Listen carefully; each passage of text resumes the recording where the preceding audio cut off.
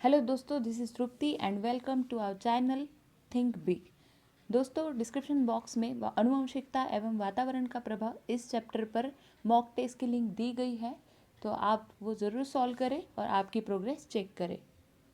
और चैप्टर को स्टार्ट करने से पहले अगर आप इस चैनल पर नए हैं तो चैनल को लाइक शेयर सब्सक्राइब ज़रूर करें। तो चलिए चलते हैं आज के टॉपिक की ओर। आज का टॉपिक है समाजीकरण प्रक्रिया, सोशलाइजेशन प्रोसेस। इसमें इम्पोर्टेंट कुछ टॉपिक्स हैं: concepts of socialisation, factors of socialisation, factors of socialisation in children, role of family and parents in socialisation of children, role of play in socialisation, और एंड में हम देखेंगे क्विज।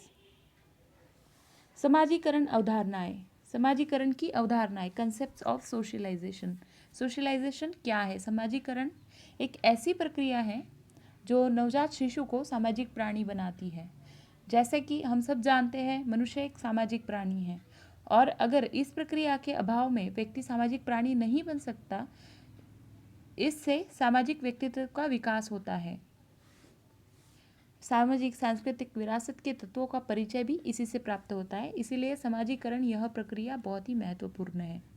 समाजीकरण से न केवल मानव जीवन का प्रभाव अखंड रहता है, बल्कि इसी से मानवोचित जो गुण है उनका भी विकास होता है और व्यक्ति सुसभ्य सुसंस्कृत भी बनता है। संस्कृति का हस्तांतरण भी समाजीकरण की प्रक्रिया द्वारा ही होता है। समाजीकरण की प्रक्रिया के बिना व्यक्ति सामाजिक गुणों को प्राप्त नहीं कर सकता है और यह एक महत्वपूर्ण प्रक्रिया इसीलिए मानी जाती है। समाजीकरण की प्रक्रिया में उन मूल्यों और विश्वासों को प्राप्त किया जाता है जिन्हें समाज में महत्व दिया जाता है। इस तरह यह सांस्कृतिक मूल्यों, प्राथमिकताओं और प्रतिमानों को बच्चों के व्यवहार में संक्रमित करने की प्रक्रिया है। यह विभिन्न प्रक्रिया शैक्षिक संस्थानों और लोगों द्वारा संपन्न होती है। समाजीकरण के कुछ महत्वपूर्ण अभिकर्ता माता पिता, समवयस्क जो समूह है वो विद्यालय, धार्मिक संस्थाएं और जनसंचार माध्यम जैसे कि दूरदर्शन, वे प्रत्यक्ष रूप से बच्चों को पालने की प्रक्रिया में प्रभाव डालते हैं। साथ ही साथ अप्रत्यक्ष रूप से सांस्कृतिक उचित तरीके से विचार और व्यवहार को बल देते हैं। प्रारंभिक बाल्यकाल विकास का एक अत्यंत महत्वपूर्ण समय है। प्रारंभिक जो बाल्यकाल है वो विकास का अत्यंत महत्वपूर्ण समय माना जाता है, क्योंकि इस समय में बच्चे अपने परिवारों, समाज और संस्कृति के रीति रिवाज और रीतियों को के बारे में बहुत सीखते हैं। वे भाषा ग्रहण करते हैं, संस्कृति के आधारभूत सिद्धांत सीखते हैं और इस अवस्था में प्राथमिक समाजीकरण के अभिकर्ता परिवार के सदस्य होते हैं। परिवार के सदस्य से ही वो यह गुण स्वीकार करता है। मध्य बाल्यकाल में परिवार महत्वपूर्ण होते हुए भी वह समवयस्कों एवं विद्यालय का प्रभाव प्रमुख माना जाता है।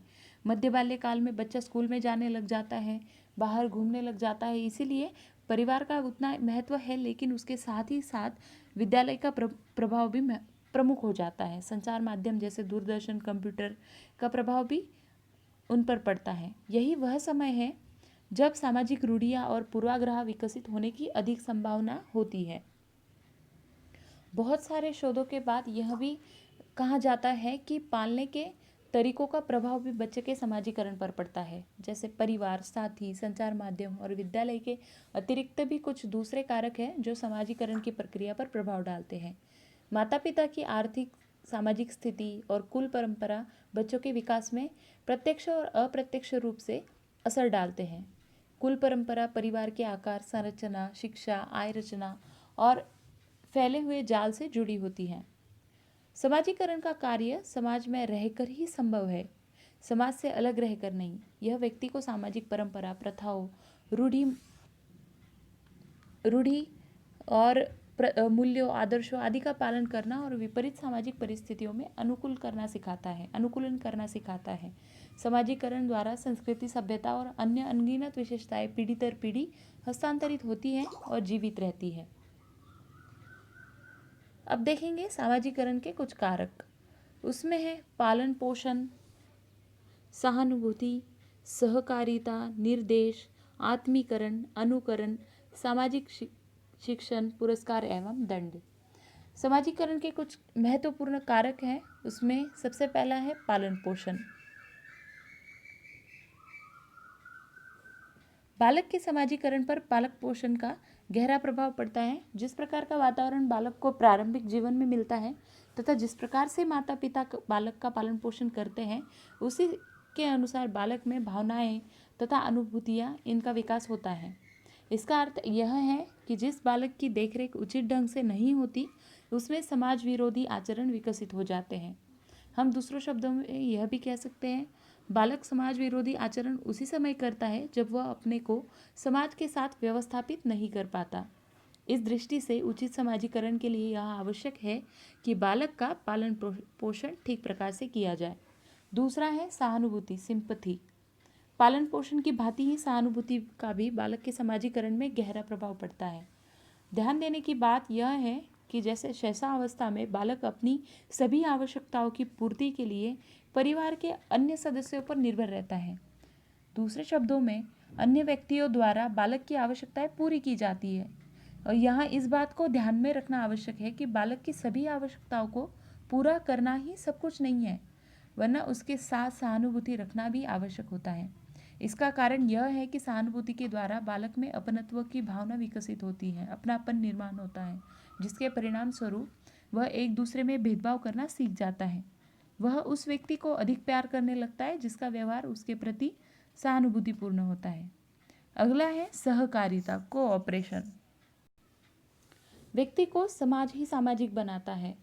समाज की सहकारिता बालक को सामाजिक बनाने में महत्वपूर्ण स्थान रखती है। जैसे जैसे बालक अपने साथ अन्य व्यक्तियों का सहयोग पाता जाता है, वैसे वैसे वह दूसरे लोगों के साथ अपना सहयोग भी प्रदान करना प्रारंभ कर देता है।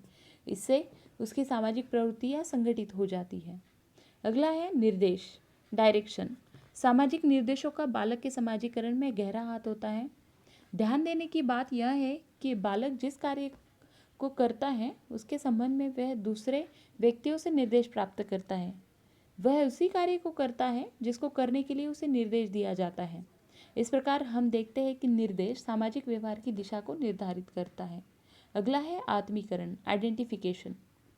माता पिता, परिवार तथा पड़ोस की सहानुभूति द्वारा बालक में आत्मीकरण की भावना विकसित हो जाती है।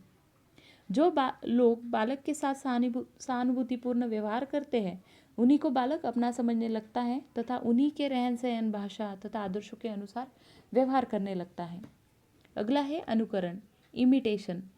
समाजीकरण का आधारभूत तत्व अनुकरण है। ध्यान देने की बात यह है कि बालक में अनुकरण का विकास परिवार तथा पड़ोस में रहते हुए होता है। दूसरे शब्दों में बालक परिवार तथा पड़ोस के लोगों को जिस प्रकार का व्यवहार करते हुए देखता है, वह उसी प्रकार का अनुकरण करने लगता है। अगला है सामाजिक शिक्षण, सोशियल टीचिंग।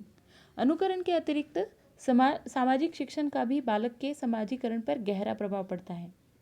ध्यान देने की बात यह है कि सामाजिक शिक्षण का आरंभ परिवार से होता है, जहाँ पर बालक माता पिता, भाई बहन तथा अन्य सदस्यों के साथ खान पान तथा रहन सहन आदि के बारे में शिक्षा ग्रहण करता है। अगला है पुरस्कार एवं दंड, अवार्ड एंड पनिशमेंट। बालक के समाजीकरण में पुरस्कार एवं दंड का भी गहरा प्रभाव पड़ता है। जब बालक समाज के आदर्शों तथा मान्यताओं के अनुसार व्यवहार करता है तो लोग उसकी प्रशंसा करते हैं। साथ ही वह समाज के हित को दृष्टि में रखते हुए जब कोई विशिष्ट व्यवहार करता है तो उसे पुरस्कार भी मिलता है। इसके विपरीत जब बालक असामाजिक व्यवहार करता है तो दंड दिया जाता है, जिसके भय से वह ऐसा कार्य फिर दोबारा नहीं करता। स्पष्ट है, पुरस्कार एवं दंड का बालक के समाजीकरण पर महत्वपूर्ण प्रभाव पड़ता है। तो आज हमने ये समाजीकरण के कारक देखे। परीक्षा के दृष्टि हेतु समाजीकरण के कारक को पढ़ना बहुत ही ज़रूरी है। दोस्तों, आप पढ़ रहे हो लेकिन उसके साथ साथ प्रैक्टिस ज़रूर करें, प्रीवियस ईयर के क्वेश्चंस को दोहराएं और उनको सॉल्व करें। अगला है बालकों का समाजीकरण करने वाले तत्व। बालक जन्म के समय कोरा पशु होता है। जैसे जैसे वह समाज के अन्य व्यक्तियों तथा सामाजिक संस्थाओं के संपर्क में आकर विभिन्न प्रकार की सामाजिक क्रियाओं में भाग लेता रहता है, वैसे वैसे वह अपनी पाशविक प्रवृत्तियों पर नियंत्रण करते हुए सामाजिक आदर्शों तथा मूल्यों को सीखता रहता है। इस प्रकार बालक के समाजीकरण की यह प्रक्रिया निरंतर चलती रहती है और बालक के समाजीकरण में उसका परिवार, पड़ोस, स्कूल, उसके साथी, उसका समुदाय, धर्म इत्यादि कारक का महत्वपूर्ण योगदान होता है। बालकों का समाजीकरण करने वाले तत्वों में हम सबसे पहले देखेंगे वंशानुक्रम, जीनियोलॉजी। वंशानुक्रम के बारे में हमने लास्ट चैप्टर में डिटेल में पढ़ा है। अगर आपने वो वीडियो नहीं देखा है तो आई बटन में उसका लिंक देकर रखा हुआ है, वो वीडियो भी आप ज़रूर देखें। बालक में वंशानुक्रम से प्राप्त कुछ आनुवंशिक गुण होते हैं, जैसे मूल भाव, संवेग, सहज क्रिया व क्षमताएं। इनके अतिरिक्त उनके अनुकरण एवं सहानुभूति जैसे गुणों में भी वंशानुक्रम की प्रमुख भूमिका होती है। ये सभी तत्व बालक के समाजीकरण के लिए उत्तरदायी होते हैं। अगला है परिवार, फैमिली। बालक के समाजीकरण के विभिन्न तत्वों में परिवार का प्रमुख स्थान होता है। इसका कारण यह है कि प्रत्येक बालक का जन्म किसी न किसी परिवार में ही होता है। जैसे जैसे बालक बड़ा होता है वैसे वैसे वह अपने माता पिता, भाई बहनों तथा परिवार के अन्य सदस्यों के संपर्क में आते हुए प्रेम, सहानुभूति, सहनशीलता तथा सहयोग आदि अनेक सामाजिक गुणों को सीखता रहता है। यही नहीं, वह अपने परिवार में रहते हुए प्रत्यक्ष अथवा अप्रत्यक्ष रूप से अपने परिवार के आदर्शों, मूल्यों, रीति रिवाजों, परंपरा तथा मान्यताओं एवं विश्वासों को भी धीरे धीरे सीखता जाता है। अगला तत्व है पड़ोस, नेबरहुड। पड़ोस भी एक प्रकार का बड़ा परिवार होता है। जिस प्रकार बालक परिवार के विभिन्न सदस्यों के साथ अंतःक्रिया द्वारा अपनी संस्कृति एवं सामाजिक गुणों का ज्ञान प्राप्त करता है, ठीक उसी प्रकार वह पड़ोस में रहने वाले विभिन्न सदस्यों एवं बालकों के संपर्क में रहते हुए विभिन्न सामाजिक बातों का ज्ञान प्राप्त करता रहता है। इस दृष्टि से यदि पड़ोस अच्छा है तो उसका बालक के व्यक्तित्व के विकास पर अच्छा प्रभाव पड़ेगा, और यदि पड़ोस खराब है तो बालक के बिगड़ने की संभावना है। यही कारण है कि अच्छे परिवारों के लोग अच्छे पड़ोस में ही रहना पसंद करते हैं। अगला है स्कूल। परिवार तथा पड़ोस के बाद स्कूल एक ऐसा स्थान है जहाँ पर बालक का समाजीकरण होता है। स्कूल में विभिन्न परिवारों के बालक शिक्षा प्राप्त करने आते हैं। बालक इन विभिन्न परिवारों के बालक तथा शिक्षकों के बीच रहते हुए सामाजिक प्रतिक्रिया करता है, जिससे उसका समाजीकरण तीव्र गति से होने लगता है।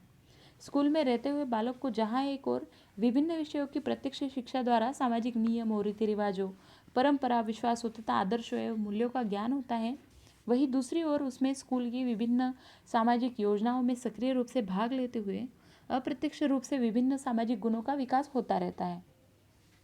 इस दृष्टि से परिवार तथा पड़ोस की भांति स्कूल भी बालक के समाजीकरण का मुख्य साधन है। बालक के साथी। प्रत्येक बालक अपने साथियों के साथ खेलता है। वह खेलते समय जाति पाति, ऊंच नीच तथा अन्य प्रकार के भेदभाव से ऊपर उठकर दूसरे बालकों के साथ अंतःक्रिया द्वारा आनंद लेना चाहता है। इस कार्य में उसके साथी महत्वपूर्ण भूमिका निभाते हैं। अगला है समुदाय, कम्युनिटी। बालक के समाजीकरण में समुदाय अथवा समाज का गहरा प्रभाव होता है। प्रत्येक समाज अथवा समुदाय अपने अपने विभिन्न साधनों तथा विधियों के द्वारा बालक का समाजीकरण करना अपना परम कर्तव्य समझता है। इन साधनों के अंतर्गत जातीय तथा राष्ट्रीय प्रथाएं एवं परंपराएं, मनोरंजन एवं राजनीतिक विचारधाराएं, धार्मिक कट्टरता, संस्कृति, कला, साहित्य, इतिहास, जातीय पूर्वधारणाएं इत्यादि आती है। अगला तत्व है धर्म। धर्म का बालक के समाजीकरण में महत्वपूर्ण योगदान है। हम देखते हैं कि प्रत्येक धर्म में कुछ संस्कार, परंपराएं, आदर्श तथा मूल्य होते हैं। जैसे जैसे बालक अपने धर्म अथवा अन्य धर्मों के व्यक्तित्व एवं समूहों के संपर्क में आता है, वैसे वैसे वो उक्त सभी बातों को स्वाभाविक रूप से देखता है। जैसे संस्कार, परंपराएं, आदर्श, इन सारे मूल्यों को वो स्वाभाविक रूप से देखता है। इसी कड़ी में आगे बढ़ते हुए समाजीकरण इस टॉपिक में जो इम्पोर्टेंट बात है वो है कि समाजीकरण में अध्यापक की भूमिका। विद्यालय न केवल शिक्षा का एक औपचारिक साधन है, बल्कि यह बच्चे के समाजीकरण की प्रक्रिया को तीव्र गति प्रदान करता है, और विद्यालय के इस कार्य में शिक्षक की भूमिका सर्वाधिक अहम होती है। परिवार के बाद बच्चों को विद्यालय में प्रवेश मिलता है। अध्यापक ही शिक्षा के द्वारा बच्चे में वे सामाजिक एवं सांस्कृतिक मूल्य पैदा करता है जो समाज और संस्कृति में मान्य होते हैं। स्कूल में खेल प्रक्रिया द्वारा बच्चे सहयोग, अनुशासन, सामूहिक कार्य सीखते हैं। इस प्रकार विद्यालय बच्चे में आधारभूत सामाजिक व्यवहार तथा व्यवहार के सिद्धांतों की नींव डालता है। समाजीकरण की प्रक्रिया को तीव्र गति प्रदान करने के लिए शिक्षक का सर्वप्रथम कार्य यह है कि वह बालक के माता पिता से संपर्क स्थापित करके उसकी रुचियों तथा मनोवृत्तियों के विषय में ज्ञान प्राप्त करे एवं उन्हीं के अनुसार उसे विकसित होने के अवसर प्रदान करे। शिक्षक को चाहिए कि वह स्कूल में विभिन्न सामाजिक योजनाओं के द्वारा बालकों को सामूहिक क्रियाओं में सक्रिय रूप से भाग लेने के लिए अवसर प्रदान करे। इन क्रियाओं में भाग लेने से उसका समाजीकरण स्वतः ही हो जाएगा। बालक के समाजीकरण में स्वस्थ मानवीय संबंधों का गहरा प्रभाव पड़ता है और शिक्षक को चाहिए कि वह दूसरे बालकों, शिक्षकों तथा स्कूल के प्रधानाचार्य के साथ स्वस्थ मानवीय संबंध स्थापित करे और इन स्वस्थ मानवीय संबंधों के स्थापित हो जाने से स्कूल का समस्त वातावरण सामाजिक बन जाएगा। बच्चे को सामाजिक सांस्कृतिक मान्यताओं, मूल्यों, मानकों आदि का ज्ञान होना, इसलिए ज्ञान देना उसके समाजीकरण को तीव्र करने में सहायक सिद्ध होता है। जहाँ तक सामाजिक भूमिका की प्रत्याशा एवं उनके निर्वाह का प्रश्न है, तो अध्यापक स्वयं अपना उदाहरण प्रस्तुत कर उन्हें अनुकरण हेतु प्रेरित कर सकता है, क्योंकि अनुकरण से ही बच्चे सीखते जाते हैं। विद्यार्थियों से घनिष्ठ व्यक्तिगत संबंध स्थापित कर उन्हें अपनी अभिरुचियों की समीक्षा करने हेतु प्रोत्साहित करना और उनकी वर्तमान अभिरुचियों का समर्थन कर उनके समाजीकरण में सहायता की जा सकती है। समाजीकरण के मामले में बच्चे अपने अभिभावक एवं शिक्षकों का ही अनुकरण करते हैं। बालकों के समाजीकरण हेतु शिक्षक को चाहिए कि वह उनके साथ स्नेह और सहानुभूतिपूर्ण बर्ताव करे। अगला है बच्चे के समाजीकरण में परिवार एवं माता पिता की भूमिका। समाजीकरण करने वाली संस्था के रूप में परिवार व माता पिता का असाधारण महत्व है। यह कहा जाता है कि माँ के त्याग और पिता की सुरक्षा में रहते हुए बच्चा जो कुछ सीखता है वह उसके जीवन की स्थायी पूंजी होती है। बच्चा सबसे पहले परिवार में जन्म लेकर परिवार का सदस्य बनता है। उसका सबसे घनिष्ठ संबंध अपनी माँ से होता है। माँ उसे दूध पिलाती है और तरह तरह से उसकी रक्षा करती है।